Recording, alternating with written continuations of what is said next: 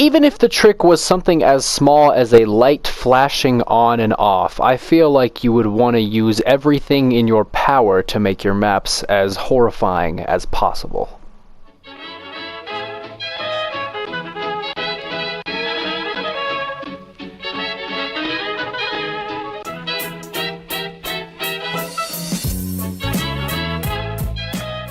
Hey everyone, this is Syntax, and today I have a super short and simple video for you guys on how to make a flashing light in Fortnite Creative. Now, like I said, this is a super simple trick, but it is quite effective at adding to the atmosphere of your maps, especially horror maps, because this trick is best used in a scary environment. Anyway, this trick will be using the new customizable light device, so go ahead and grab yourself one of those. Once you have your light, you're going to go ahead and put it wherever you need to put it in your map, whether that's in the middle of the street under a street light, whether that's in the basement or the kitchen, or in this case just in the bathroom over a gnome. Go ahead and place it where it needs to be placed. Now for this particular light I went for the red-orange color, but you don't have to do that, and the initial state is on, so when you walk into the room it's not initially flashing, but it is on. I made the light intensity 10% to give it more of an eerie feel, but if you want to increase the light intensity, of course you can always do that. Actually, you know what, I'm just going to leave it at 50 for the rest of the video, so we'll see how that looks. There are two different types of light types, but you want to pick spotlight because point light actually just kind of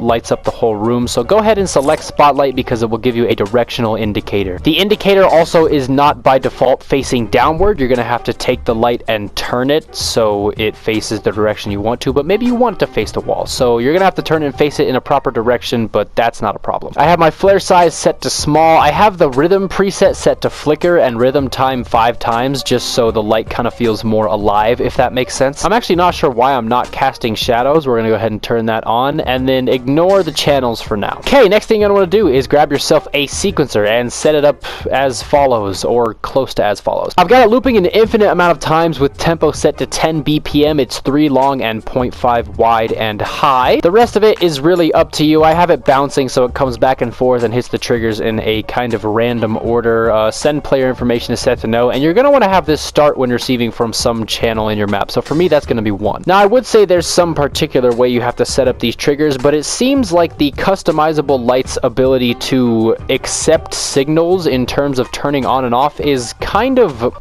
horrible. Basically, whenever this bar goes over these triggers, it seems like the light doesn't always get a signal from it, which I don't really understand why. It might be acting too fast, but just space them out appropriately. Don't put them too close together and you should be fine. Anyway, for your triggers, you're going to have one trigger be sending a signal to the light to turn it on, and one sending a signal to the light to turn it off. The trigger settings are super simple. They can be triggered by sequencers, of course. Have them activate an infinite amount of times. They send every 1 signal. There's no delay of any kind to make sure it's visible in game so the sequencer can see it, and then you just have to pick 2 alternating channels. I think for my off channel, it's channel 2, and my on channel, it's channel 3, or vice versa. Either way, you just alternate between your on and off channel. You can see that it alternates between 2 and 3 all the way down the line, and then when it gets to the end, it will bounce back. Now, like I said before, the customizable light kind of sucks at receiving signals, so this is more of a random effect, but in all honesty, it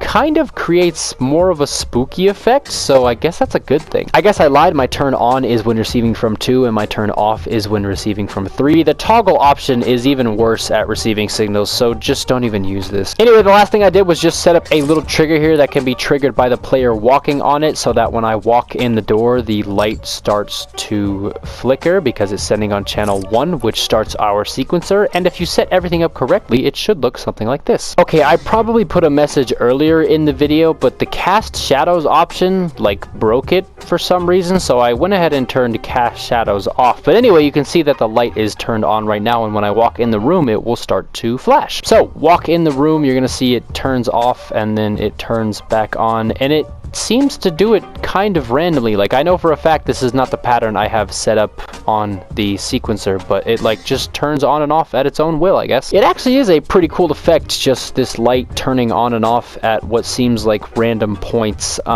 It would add a lot in like a creepy basement if you were just walking around and there was just this random flashing light. Like, the flicker effect is cool, but if you have that turning on and off, it's a lot cooler. If I figure out how to do a strobe light effect, then I guess I'll make a video on that, but that is the flickering light effect, so go nuts, I suppose. Anyway, guys, that is how you make the flashing light effect. Like I said, super scary, lots of potential, adds a lot to the atmosphere. If you coupled that with some of the new sounds, it would probably be even more horrifying, but honestly, it's just a cool trick to add to your guys' arsenals. Super simple concept, super quick video. I really do hope it helped you guys out, and yeah, this has been Syntax.